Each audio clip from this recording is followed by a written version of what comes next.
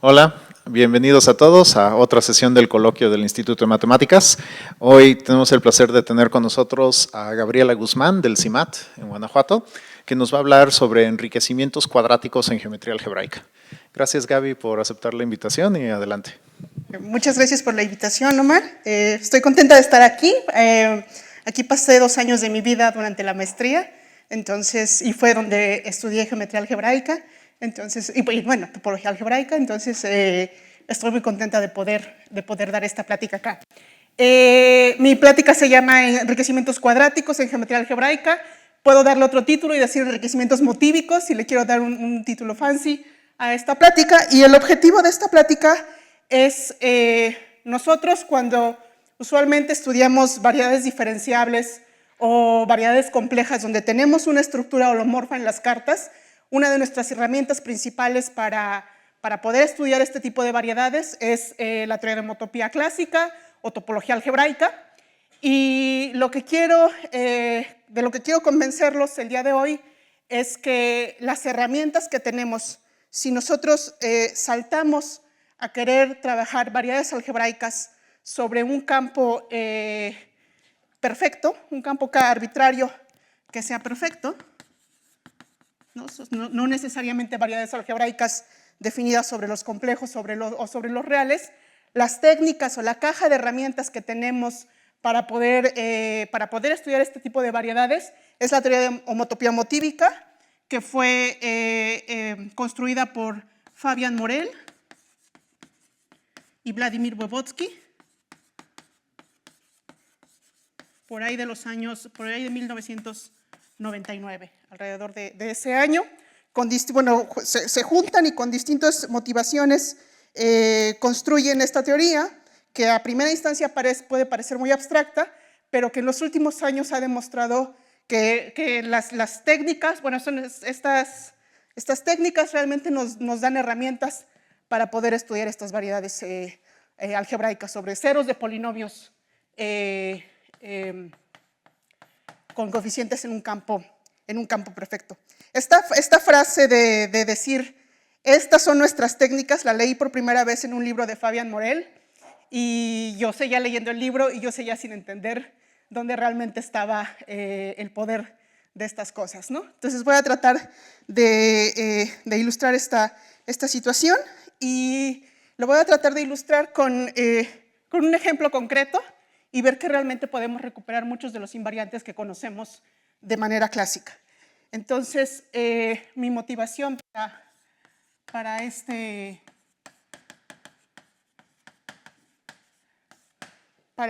cosas va a estar motivadas por problemas en geometría enumerativa.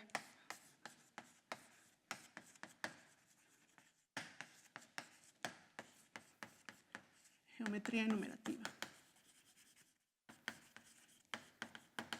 ¿No? Y entonces, ¿qué es lo que pasa ahí? ¿No? Uno de nuestros problemas más simples que tenemos en geometría enumerativa es decir, si tenemos un polinomio con coeficientes en un campo y en una variable, y nos preguntamos por el número de raíces de este polinomio, una respuesta clásica es que el número de raíces es menor o igual que d, el grado de mi polinomio.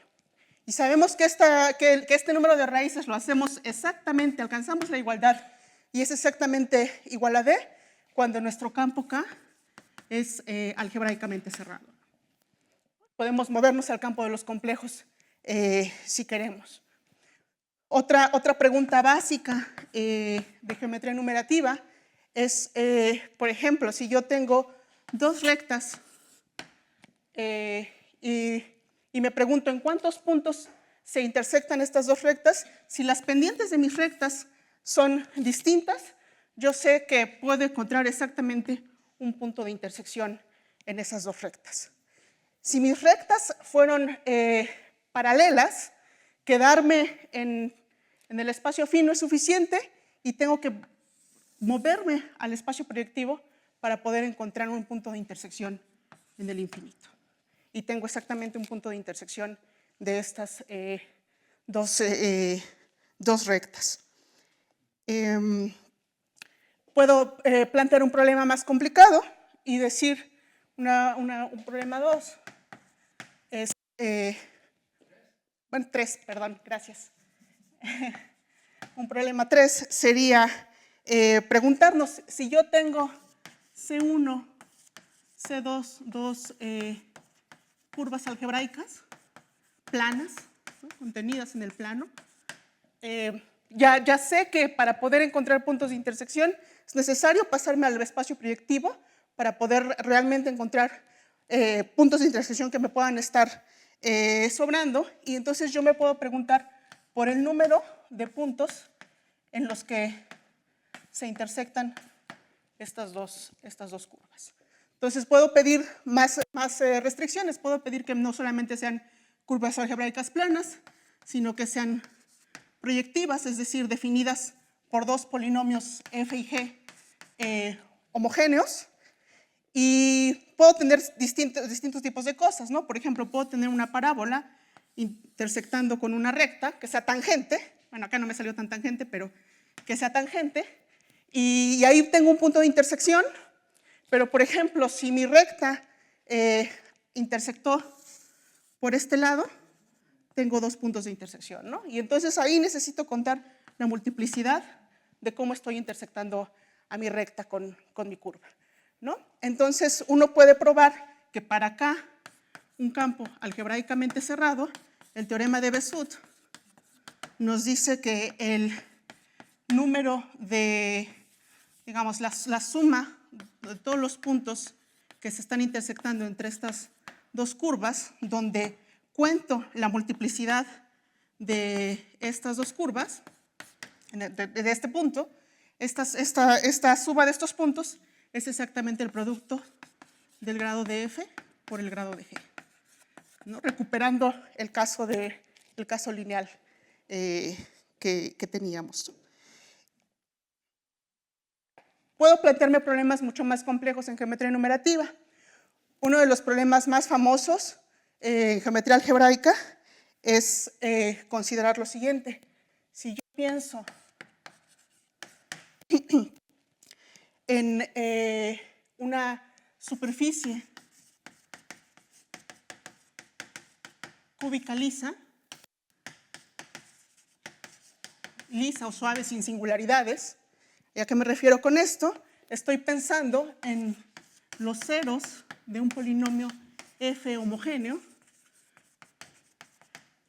en 4 variables: x0, x1, x2, x3, de grado 3, ¿no? El grado de mi polinomio es exactamente igual a 3. Entonces estoy pensando, si tengo este polinomio en estas 4 variables, me va a definir una superficie y me va a definir lo que conocemos como una superficie cúbica. Y entonces yo me puedo preguntar, o una de las preguntas famosas es ¿cuántas líneas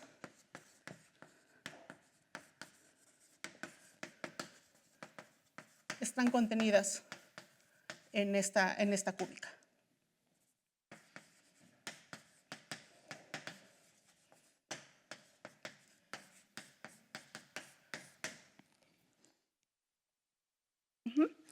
Entonces, esta es una pregunta famosa de por ahí de 1800, ¿no? Hay respuestas a esta pregunta por Cayley y Salmon.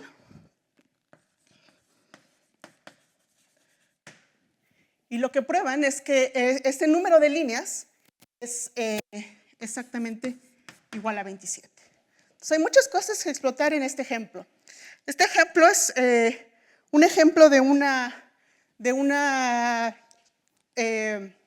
superficie algebraica que es racional, es decir, existe un morfismo birracional del espacio proyectivo a la superficie cúbica cuando esta superficie cúbica es lisa, suave, no tiene singularidades. Y el hecho de que pueda yo construir un morfismo birracional del espacio proyectivo en 2 dimensiones a a X, me garantiza que puedan existir líneas contenidas en esta curva. De hecho, podemos explotar más aún la geometría de este tipo de superficies. En el año más o menos, esta demostración de decir que hay exactamente 27 fue en 1849, y en el año 1871, Clebs probó que toda superficie cúbica lisa es la explosión plano en 6 puntos escogidos de una manera muy específica.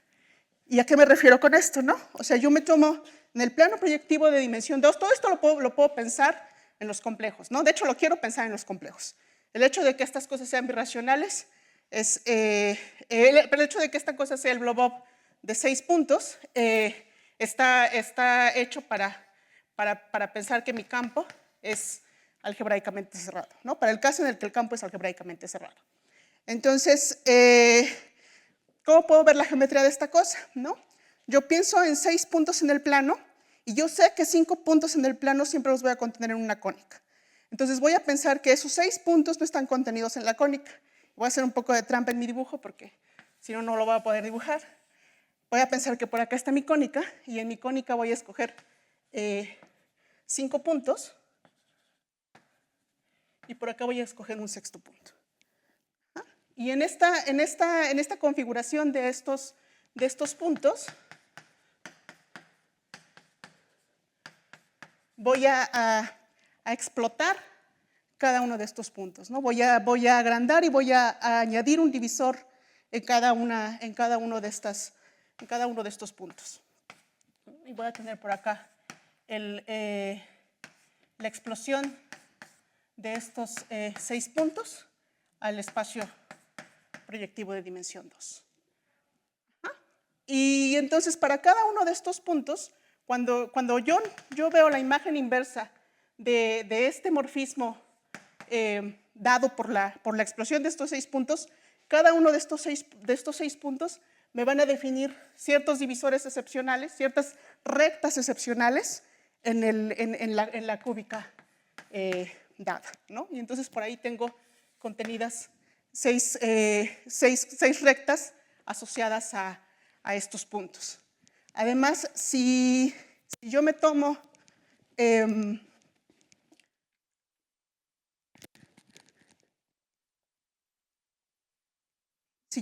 las rectas que pasan por 2 puntos cualesquiera, siempre voy a encontrar 15 rectas en esta configuración de estos 6 puntos.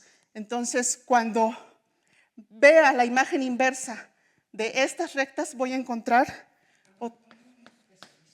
Dime.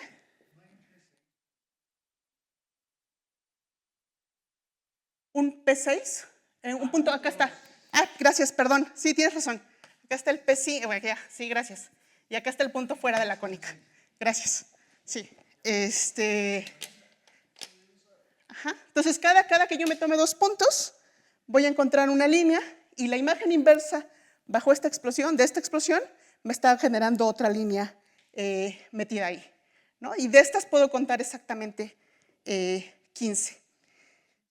Y más aún, ¿no? Dados cualesquiera 5 puntos, siempre voy a encontrar una cónica que pase por esos 5 puntos, ¿no? Entonces, puedo escoger 6 en 5 cónicas en esta configuración de puntos, ¿no? Entonces, tengo la imagen inversa de estas cónicas, se puede demostrar que lo que me está generando aquí es también una línea recta. 15, porque estoy tomando, o sea, para cada par de puntos estoy tomando una recta. 6 en 2, sí. ¿No me salió? Es 15, sí. De hecho, las puedo contar, ¿no? Me agarro uno y tengo, ¿cuántos? 5. Luego me agarro el otro y me quedan otros 4. Y sí llego a la cuenta de 15. Pero bueno, 6 en 2 es 15. Entonces, en esta configuración, para el caso en el que mi campo es algebraicamente cerrado, me da exactamente 27 líneas contenidas en la cúbica, ¿no? Y este es un problema muy clásico de 1800, ¿no? Que fue probado. Yo creo que la demostración de Cayley y Salomon debe de ser algebraica, dando un polinomio explícito de grado 27, donde las raíces sean exactamente las líneas que se están buscando. Y después viene Cleb y puede ver que estas cúbicas se pueden ver como la explosión de estos 6 puntos, y entonces ya puedo decir qué tipo de líneas geométricamente realmente estoy generando, ¿no? No solamente hacer el conteo de 27 líneas. Esta familia, bueno, esta situación de que la cúbica sea la explosión en 6 puntos proviene de una familia más grande de superficies que conocemos como superficies del pezzo, y que para ciertos grados son la explosión de ciertos puntos escogidos, ¿no? Pero este es un caso muy particular. Entonces nos da geometría y nos dice, no me importa qué coeficientes le esté dando a la superficie cúbica, yo siempre voy a encontrar 27 líneas, siempre y cuando la superficie que me esté definiendo sea una superficie lisa o suave, ¿no? Hay un ejemplo muy concreto de Clebs, donde nos dice, ¿con qué puedo borrar? Ah, ya lo encontré. Sí, también puedo subir, ¿verdad? Sí, se me olvida. ¿Y luego cuál uso? ¿El de acá?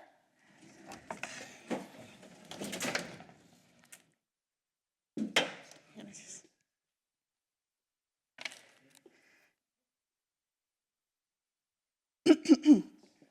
Bueno, entonces tengo este tipo de configuraciones. Hay un ejemplo muy concreto de Cleb que nos dice, si yo tomo esta ecuación, x1 al cubo más x2 al cubo más x3 al cubo más x4 al cubo igual a x1 más x2 más x3 más x4 al cubo. Esta cosa ya sabemos que tiene 27 líneas, pero no nada más tiene 27 líneas. Todas las ecuaciones que yo dé para esas 27 líneas van a tener coeficientes en los números reales. Entonces, si ustedes googlean la cúbica de Clebs, van a encontrar una bellísima animación de la cúbica con las 27 líneas, porque sí las podemos dibujar, y además distinguiendo qué tipo de líneas provienen de aquellos puntos de la explosión. No la traje porque no quería realmente ir en esa dirección, pero bueno, es una imagen preciosa de cómo podemos encontrar las líneas en esta cúbica en particular. Entonces, lo que encontramos, ¿no? No me importan los parámetros, me importan el tipo de objeto geométrico, y estoy contando ciertos objetos algebraicos geométricos en cierta posición, y estoy encontrando números constantes, ¿no? O sea, estoy encontrando n raíces, estoy encontrando el grado, la multiplicación de los grados de las curvas que estoy intersectando, siempre es constante, y estoy encontrando exactamente 27 líneas, ¿no? Entonces son como números, son constantes, que de hecho podemos ver que son invariantes topológicos que vamos a ir encontrando, ¿no? Entonces, las restricciones que estoy poniendo para poder encontrar estas constantes es que mi campo sea algebraicamente cerrado, ¿no? Y en este caso puedo pensar, si quiero, todo el tiempo en C. Estoy pensando en que quiero mis objetos en el espacio proyectivo, ¿no? Para poder pensar en aquellas degeneraciones como las líneas paralelas, y quiero pensar en algo que llamamos posición general, ¿no? Que es justamente una de las nociones, es, por ejemplo, una noción de posiciones generales, que mis curvas no sean la misma, ¿no? Porque si no, ahí tengo un número infinito de intersecciones. Y otra posición en general es justo haber pedido esto, ¿no? Que Yo sé que por 5 puntos pasa una cónica, pero quiero que el sexto no esté metido en esa cónica, ¿no? Para poder realmente generar esa estructura de posición general. Y entonces en geometría numerativa uno se puede plantear ese tipo de problemas y cuando el problema está bien planteado puede encontrar ciertas soluciones constantes a aquellos problemas. Tenemos una solución geométrica, hay soluciones algebraicas bien explícitas, pero una que quiero explotar es cómo podemos dar una solución topológica a estos problemas.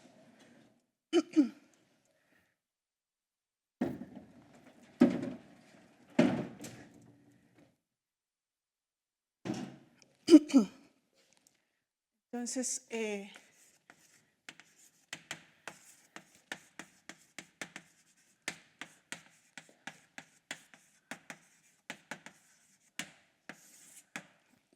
¿no? En general, tanto el teorema de Besut como este problema de las 27 líneas y otros problemas enumerativos se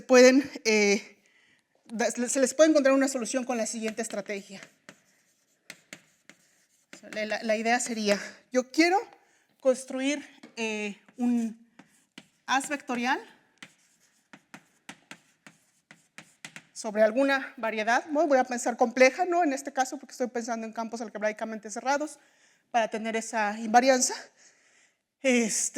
Voy a construir un haz vectorial donde el rango de mi haz vectorial sea igual a la dimensión de la variedad que estoy considerando. Entonces, si yo puedo construir, la estrategia es construir un haz vectorial y una sección para ese haz vectorial de tal forma que la solución a mi problema enumerativo sea contar el número de intersecciones de esa sección con la sección 0, ¿no? O sea, ¿qué es lo que tengo aquí? Por acá tengo a mi variedad, por acá estoy construyendo un haz vectorial y por acá estoy pensando en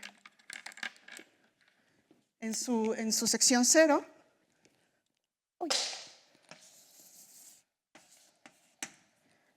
Y puedo pensar también puedo pensar en escoger cualquier otra sección. Construir alguna otra sección. Y quiero que estos puntos donde se están intersectando mi sección 0 con esa sección específica que estoy construyendo sea la solución del problema enumerativo, ¿no? Ahí puedo tener multiplicidades en esa intersección de la sección. Ajá, entonces, esa es la estrategia. Por ejemplo, si regresamos a nuestro problema de la superficie cúbica lisa, ¿cuál es el haz vectorial que me da y la sección que me da solución a ese problema? ¿Qué es lo que quiero hacer ahí, no? Ahí quiero contar líneas en el espacio proyectivo de dimensión 3 que satisfacen la ecuación de la cúbica, ¿no? Y entonces, ¿qué me parametriza a las líneas del espacio proyectivo de dimensión 3? Pues voy a pensar en la grassmanniana, voy a ponerle 1, 3, estoy pensando en líneas proyectivas en el espacio proyectivo de dimensión 3. Esta no es otra cosa más que la grassmanniana usual de subespacios vectoriales de dimensión 2 en el espacio vectorial de dimensión 4. ¿No? Eso es lo que estoy metiendo. Y hay un haz tautológico que puedo construir sobre las grassmannianas, ¿no? Entonces, construyo su haz tautológico,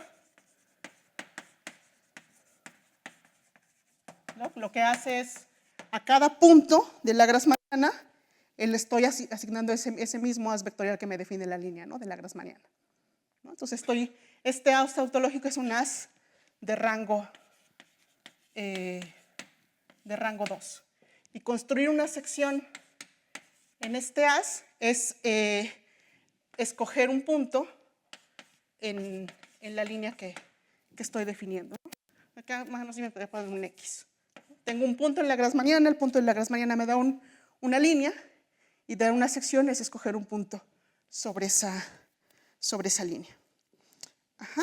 ¿Y qué es lo que quiero? Yo lo que quiero ver es que cuando yo tengo una de estas líneas, quiero ver cuándo el polinomio que me está definiendo mi superficie cúbica se cancela completamente en la línea, ¿no? O sea, lo que quiero ver es cuándo este polinomio f de grado 3 restringida a esta LP es igual con 0. Y lo que tengo ahí es que si yo tengo un punto en esta línea, como es una línea, tengo dos parámetros que me están definiendo a ese punto, ¿no? Entonces, las coordenadas x0, x1, x2, x3 de ese punto son combinaciones lineales de dos variables. B0v, A1u, más B1v, etc.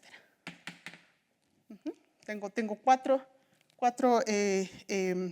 formas lineales que me están definiendo a cada punto en ese haz tautológico. Y entonces lo que yo quiero ver es que cuando para esta parametrización de coordenadas, esto es exactamente igual con 0.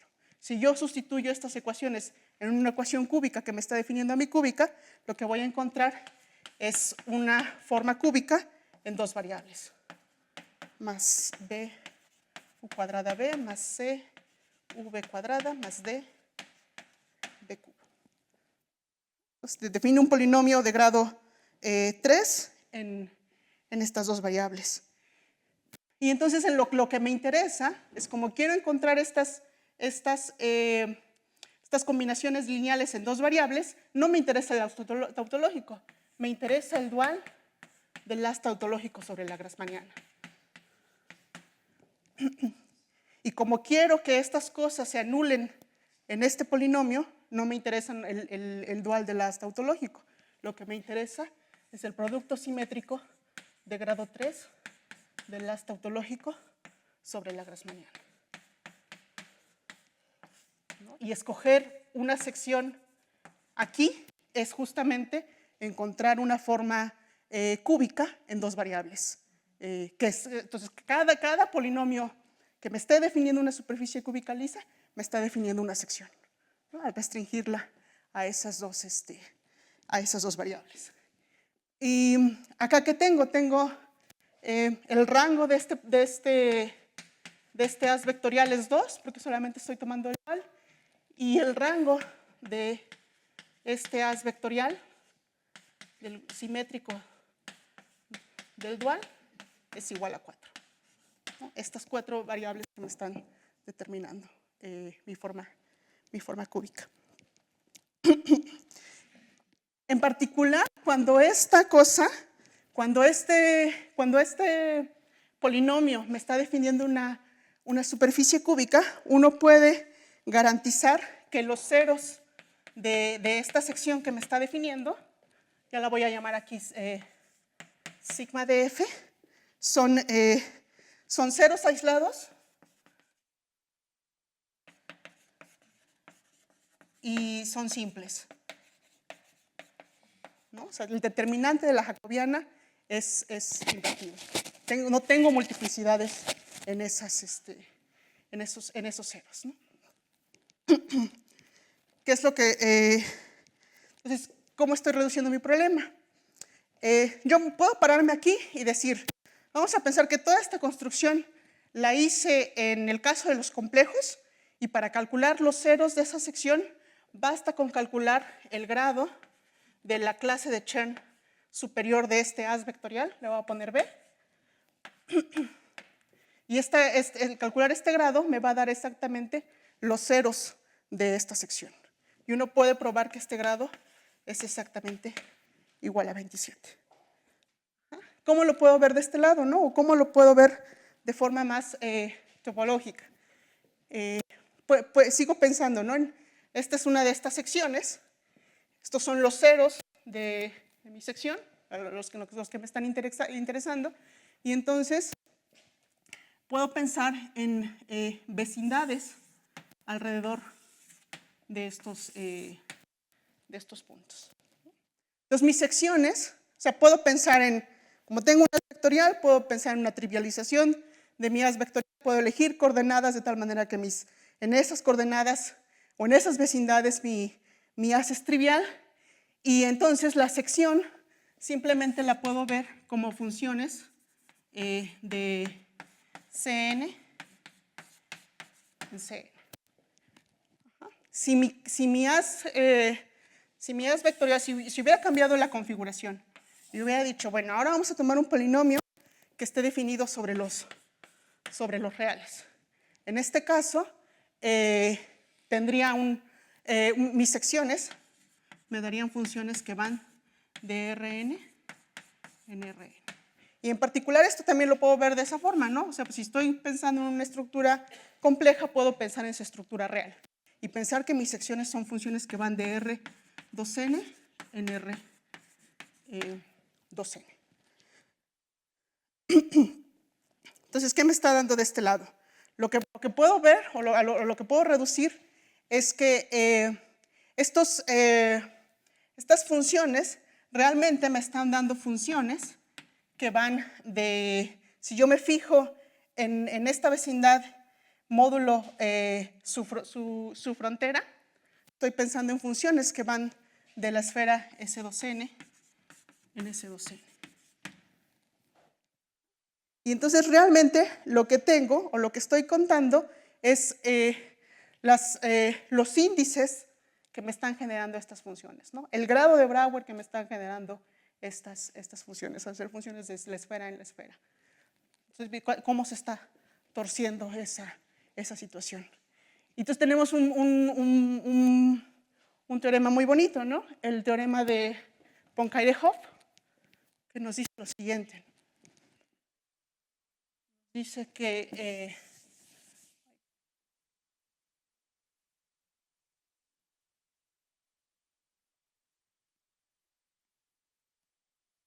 entonces tenemos el teorema de Poincaré-Hopf, que nos dice que si yo tengo un haz vectorial de rango igual a la dimensión, rango de B igual a la dimensión de mi espacio, pido que mi haz sea relativamente orientado, y eso significa que si yo me tomo el OM del determinante de mi haz tangente al determinante del haz que estoy escogiendo, este haz es isomorfo al haz trivial.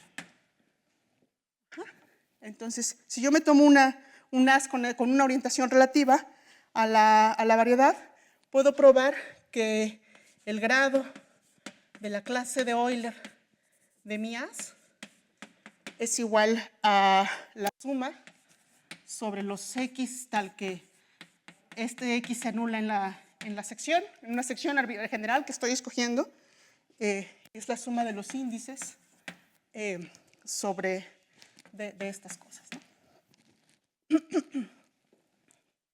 Entonces, en el caso complejo, estos índices, como fue una variedad lisa, siempre me define ceros simples, aislados, y estos índices siempre van a ser igual a 1. En el caso real, voy a tener dos opciones. Van a ser ceros simples, pero este índice puede ser más menos 1. Y realmente es el signo del determinante de la jacobiana en cada uno de estos puntos definidos por estas funciones. Ajá. Y esto me está dando, ¿no? Entonces, este índice es el grado de Brouwer local de esta función inducida de esferas en esferas. Puedo calcular, para el caso, si mi configuración hubiera sido real y no compleja, se puede probar que el grado de esta clase de Euler es igual a 3. ¿No? Voy a tomar el número de líneas que tengan índice positivo menos el número de líneas que tienen índice negativo, y ese siempre me va a dar un número constante igual a 3. Entonces, puedo dar por ahí un conteo. Normalmente esas cosas las llamamos conteos asignados. A las líneas les estás asignando cómo se está preservando la orientación o cómo está invirtiendo la orientación. Y lo que queremos es poder extender esto al caso campos arbitrarios. Creo que lo voy a subir. Voy a usar sí, ¿verdad? Entonces, ¿qué tenemos, no? Tenemos como esta cosa, ¿no? Tengo sobre los complejos, tengo que todo as es orientable y de hecho relativamente orientable también. Estoy pensando, al pensar en el grado de Brouwer, estoy pensando en clases de homotopía. Y mi homotopía la estoy parametrizando, como todos sabemos, con el intervalo 0,1. Puedo pensar, ¿no? Les dije, voy a escoger localizaciones o coordenadas triviales, ¿no? Localmente voy a pensar en vecindades en este caso hacia R2N, porque estoy multiplicando por 2 mi dimensión, y estoy pensando en estos grados de Brouwer locales de esferas S2N en S2N. ¿Qué más tengo? Bueno, mis multiplicidades, ¿no? Como ya lo había dicho. Mis multiplicidades solamente son 1, y la voy a denotar a propósito de esta manera, y más al rato voy a decir a qué me refiero con esa notación. En el caso real, ya no todo as es orientable, ¿no?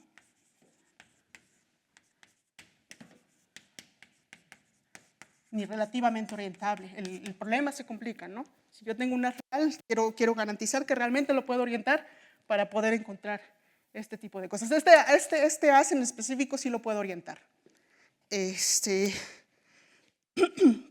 Pienso otra vez en las localizaciones triviales, pienso en mis vecindades isomorfas a Rn, ahí sí estoy preservando la dimensión, y estoy pensando en estos grados de Brouwer que van de Sn en Sn, ¿no? Generándome una.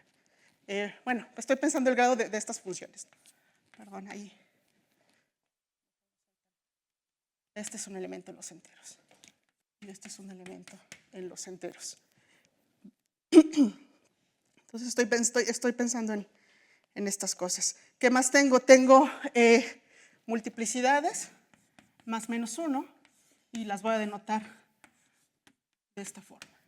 Entonces yo quiero trasladar todas estas cosas que tengo sobre el campo de los complejos y del campo de los reales a un campo arbitrario, y en particular a un campo perfecto. Entonces, ¿qué tengo de este lado?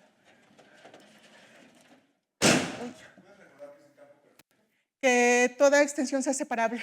Piensa en los... Sí, y de hecho, en este caso nada más voy a pensar más en los racionales, ¿no? Entonces, perdón, característica 0, exacto.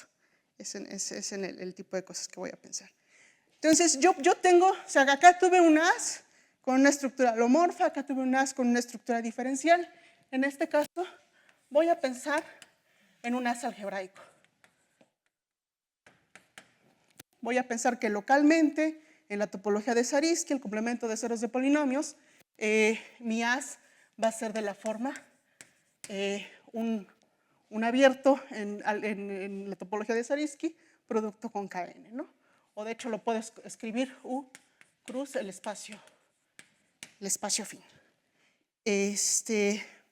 Tengo homotopía, ¿no? Que fue la que me permitió calcular estos grados de Brouwer. Pero el intervalo 0,1 no es una variedad algebraica. Y yo lo que quiero hacer es tener técnicas para variedades algebraicas. Entonces reemplazo ese intervalo 0,1 por la línea fin, y este se convierte en mi nuevo intervalo para poder trabajar. Tuve coordenadas locales, ¿no? Localmente estas variedades, al darles estructura diferencial, son isomorfas a Rn y a R2N. A lo que voy a invocar aquí es a lo que llamo coordenadas de Nisnevich.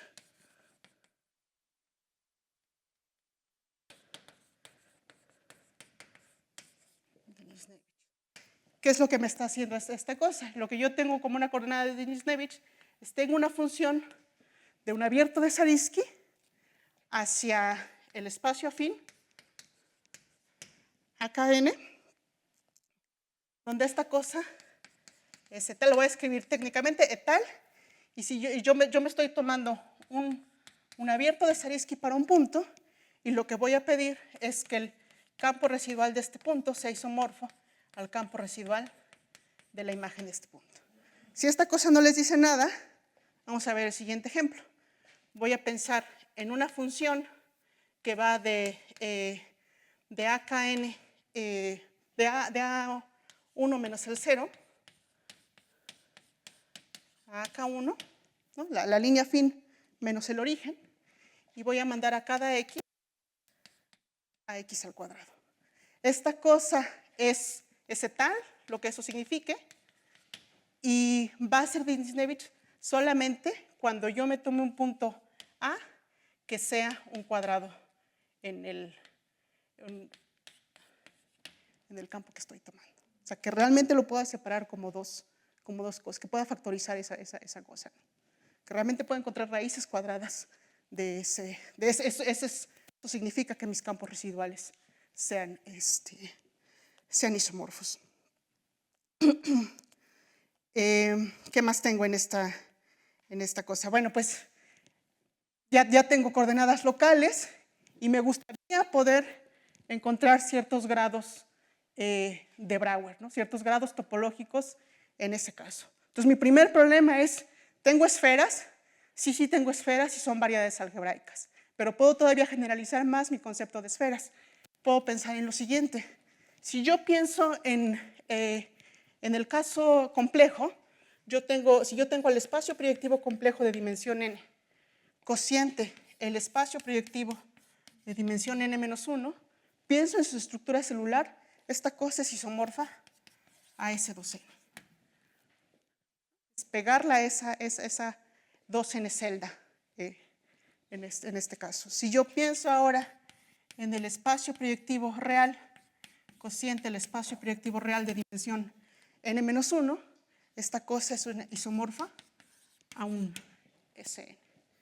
Entonces tengo el derecho a decir, bueno, en un espacio, en una categoría suficientemente buena que vamos a llamar categoría de espacios motívicos, este cociente pkn-1 tiene sentido. Perdón. Este cociente tiene sentido. Y este cociente tiene sentido y esta va a ser nuestra esfera S2n, donde de este lado estoy recuperando la dimensión compleja si mi campo está contenido en los reales y en los complejos, y de este lado estoy recuperando la dimensión real de mis esferas. Entonces ya tengo una noción de esferas que me está codificando los dos lados, ¿no? El lado real y el lado complejo. Entonces puedo tener lo siguiente también. Puedo pensar, bueno, uno de los resultados fundamentales es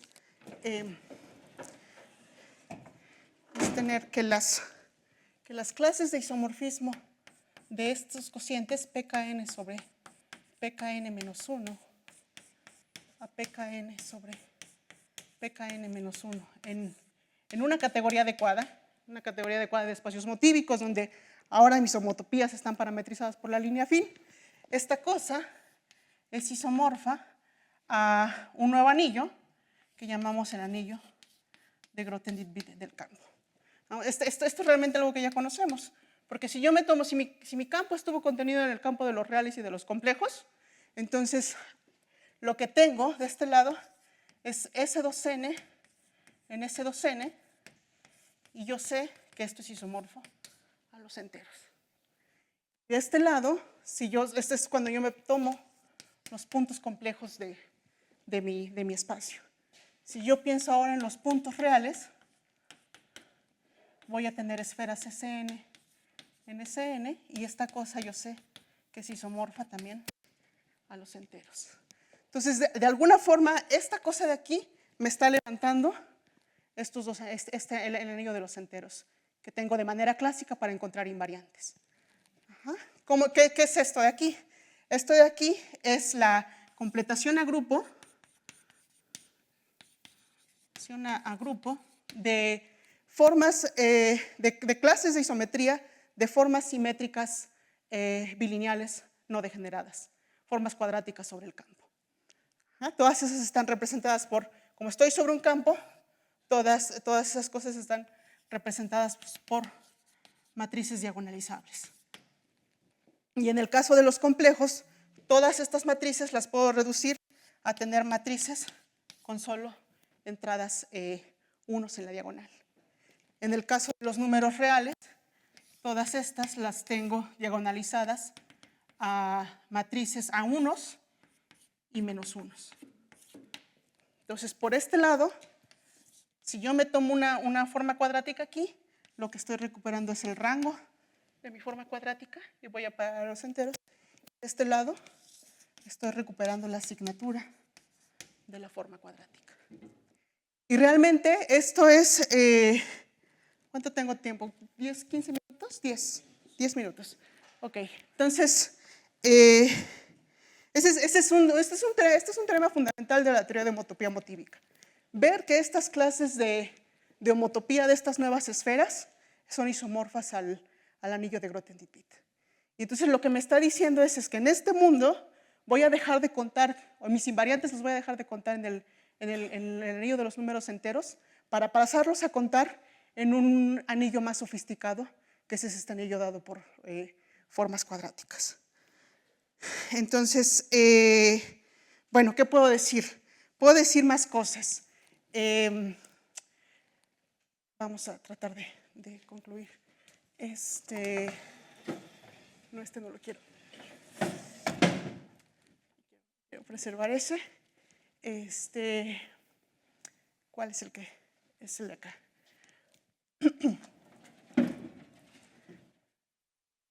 ¿Cuándo estaba Poincaré-Hopf? Creo que lo borré, ¿verdad? Ah, eso fue mal.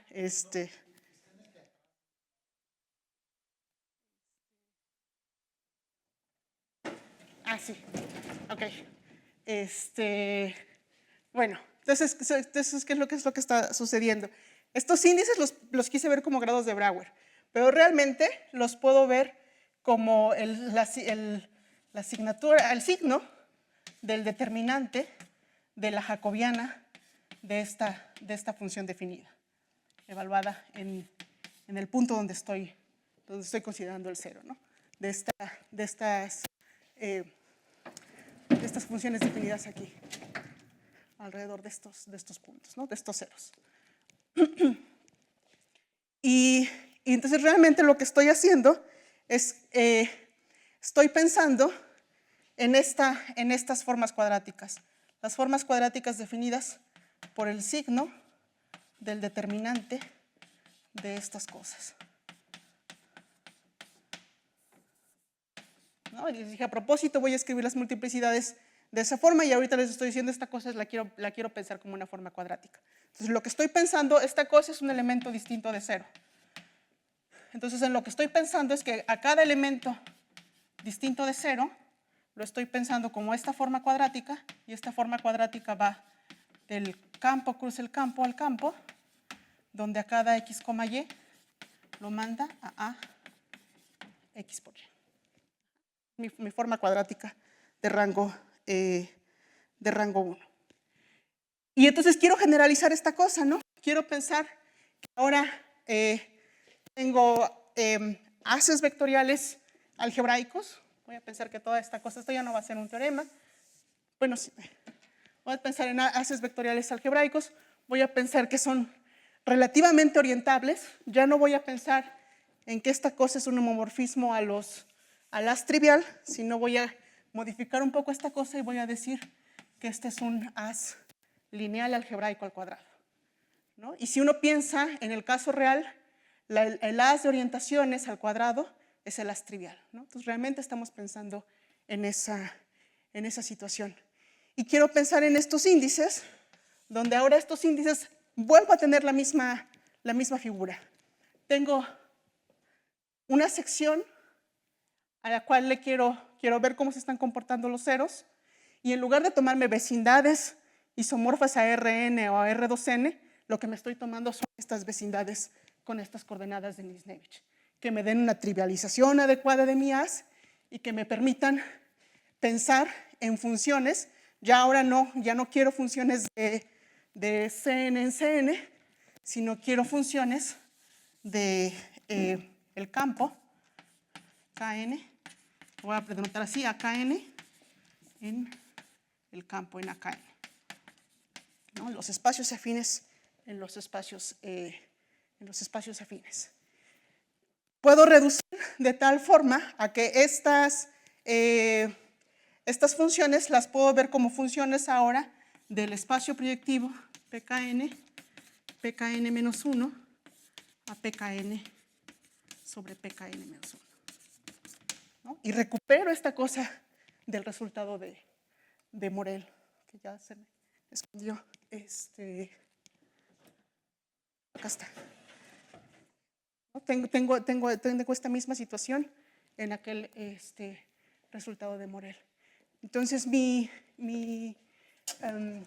fórmula cambia a decir, bueno, ahora pienso en estos índices de estas funciones polinomiales vistos como ciertos grados en esta nueva categoría de espacios motíficos.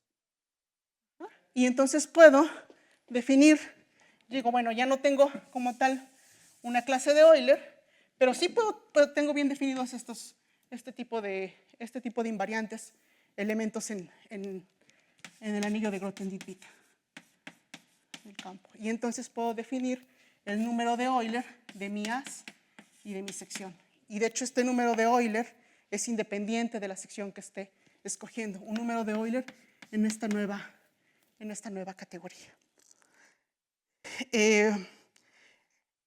Entonces esto a qué lo reduzco, bueno, nada más para concluir.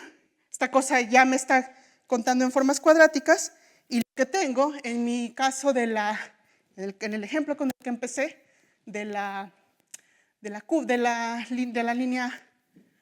líneas en la cúbica es lo siguiente. Voy a tener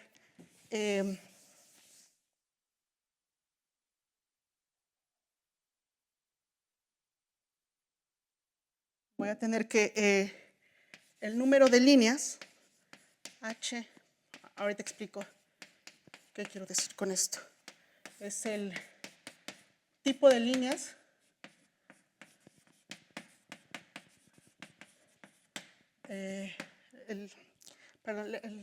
las líneas de tipo H, el número de líneas de tipo H por la traza. Esta es la traza normal. Es una composición de la traza usual en teoría de campos, ¿no? Yo por aquí tengo una forma bilineal, L cruz L a L, y por acá puedo definir y componer con la traza del campo para llegar a una forma bilineal en el campo. Ajá. Entonces, bueno, pues el número de líneas en la cúbica, el tipo de líneas de tipo H con multiplicados por esta traza es igual a 15 por 1 más 12 por menos 1. Es decir, en formas cuadráticas, esta cosa es una matriz con 15 unos y 12 menos unos. El rango de esa cosa es 27. La asignatura de esa cosa es 3. Entonces, lo que se pueden hacer con estas técnicas es justamente eso. Bueno, dejo de contar, mis elementos dejan de ser enteros para convertirse en formas cuadráticas, y cuando tomo el rango o la asignatura, recupero los casos que ya conocía. El Grothendieck-Witt es complicado, ¿no? Grothendieck-Witt de los complejos es Z. Grothendieck-Witt de los reales es Z cruz Z. Rango y asignatura es lo que me define. Grothendieck-Witt de los racionales es muchísimo más complicado. Tengo rango, tengo asignatura y tengo discriminante. discriminante para cada uno de los primos, para todos los primos que tengo ahí. Lo dejo aquí y si hay preguntas.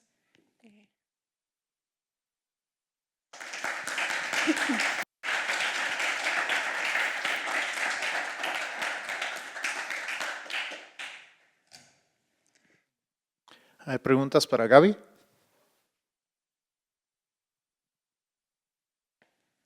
En lo que se animan los demás, yo te pregunto algo. O sea, esta cuenta sale, pues esto es algo nuevo incluso sobre R, ¿no? Tienen estos, ahí los posibles tipos solo hay 2, ¿no? Geométricamente es fácil decir qué quiere decir cada uno de los 2 rectas en la...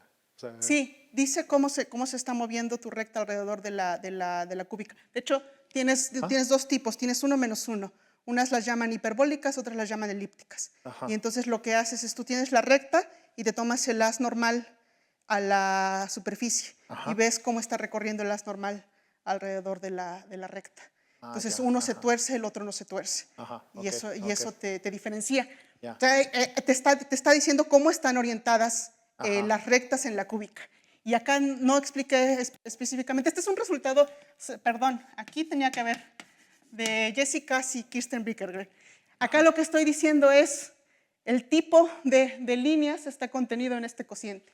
Lo que estamos diciendo es que en estos campos perfectos mis orientaciones dejaron de... Ya en el caso de los reales tenía 2 selecciones, 1 y menos 1. Aquí tengo más selecciones. Y mis selecciones son las unidades módulo las unidades al cuadrado. Esas son las nuevas orientaciones en las que en las que estamos pensando. Entonces, en el caso de los reales te dice que tienes siempre 15 elípticas y 12 de estas. Y 12, exacto. Exacto. ¿Hay alguna otra pregunta?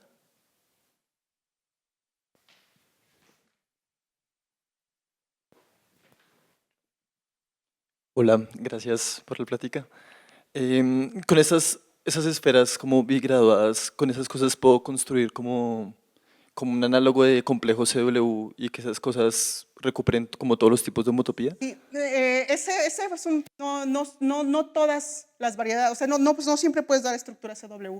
Son muy pocas las esferas. O sea, son más los espacios algebraicos o motíbicos que tienes que las configuraciones CW que podrías tener con esas esferas.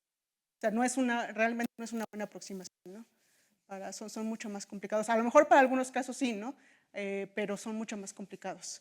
O sea, sí estaba ese problema abierto por un tiempo, pero no son mucho más.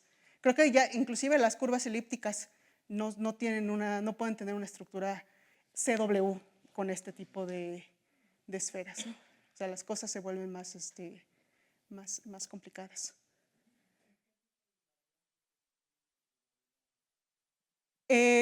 O sea,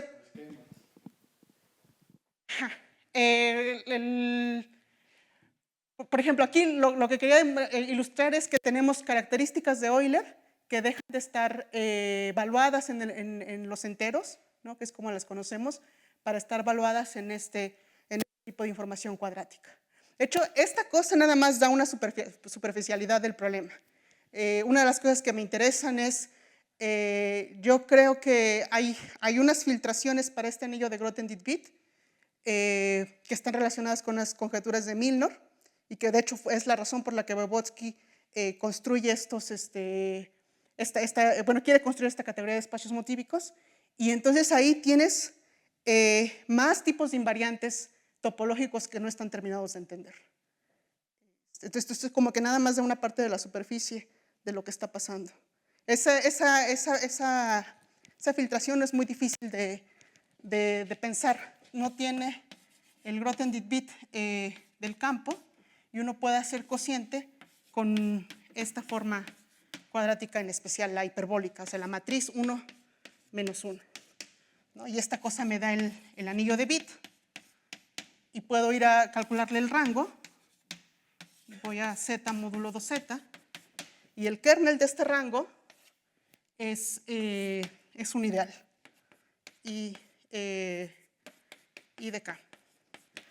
Este ideal lo llamamos el ideal fundamental, y potencias, cocientes de potencias consecutivas, es decir, los I a la n módulo I a la n más 1 están relacionados con la cohomología tal del campo en grado n, ¿no? Esas fueron las conjeturas de Milnor. Y entonces yo creo que hay cosas que no están terminadas de entender en esta cosa, porque aquí nada más me está dando una matriz bien específica donde aparentemente lo único que estoy recuperando es el rango y la asignatura, pero hay más cosas atrás para terminar de entender, ¿no? En otros. ¿Cómo? Una de las conjeturas de Milnor sí, Sí fueron probadas. aunque hay otras que no. Pero... Bueno, en esta relación específica de los cocientes consecutivos con la cohomología tal, sí está probada. Luego hay otras generalizaciones. Oye, y sobre las conjeturas de Grothendieck, ¿hay algún avance usando? Porque en el fondo yo creo que tenía la idea Voevodsky de construir la categoría de motivos, ¿no? Sí, yo siempre tengo problemas en cómo motivar esa parte, ¿no? O sea, yo creo que o sea, por mucho tiempo escuchaba, ¿no? Quieres construir una cohomología universal, y yo creo que lo que está pasando aquí es, estamos recuperando información topológica, ¿no? Ahí, sí, no sé qué decir exactamente de la parte de la categoría de motivos. No lo logró exactamente, pero logró muchas cosas.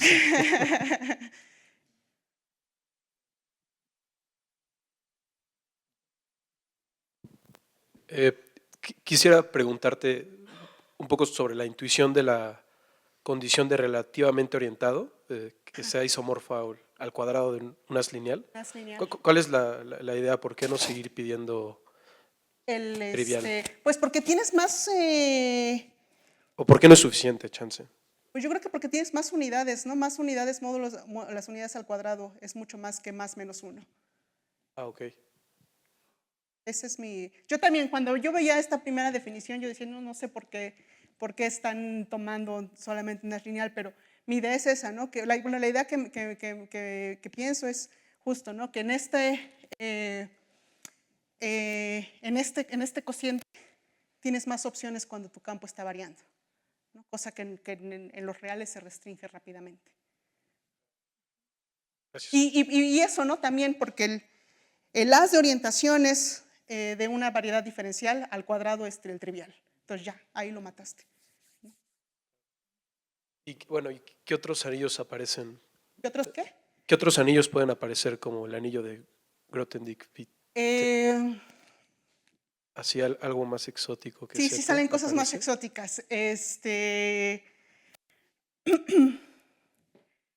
Esta otra vez, ¿no? Esta es como una superficialidad nada más. Hay unas cosas que llaman grupos de Chow-bit, ¿no? Que de alguna forma está generalizando tus grupos de Chow con una intersección cuadrática ahí, ¿no? Pero son mucho más complicados de motivar, ¿no? De decir porque ahí estoy como tratando de dar de encontrar invariantes, ¿no?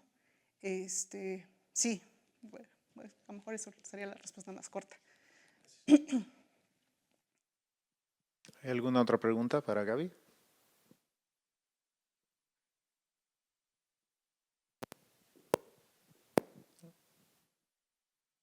Si no hay más preguntas, démosle las gracias de nuevo.